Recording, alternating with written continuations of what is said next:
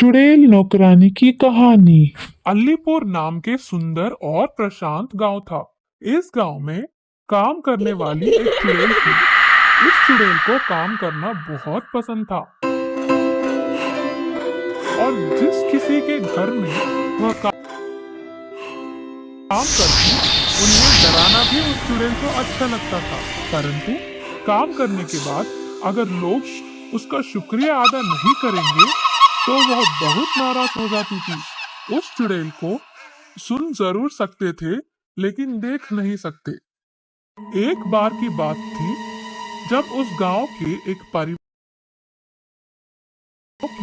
परिवार में सभी लोग काम पर चले गए। लौट आने पर उनका घर साफ सुथरा और चमक रहा था।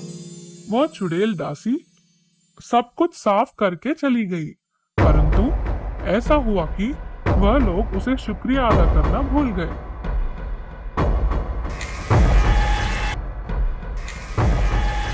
तुम लोगों की इतनी हिम्मत कि मेरे शुक्रिया अदा करना भूल गए। अब देखो मैं तुम्हें कैसा सबक सिखाती हूँ। यह कहकर वह घर के सारी चीजें को ढांढा और काफी फोड़ फोड़ मचाकर उन्हें डराकर फिर खुशियां मनाने लगी। वहां से चली गई।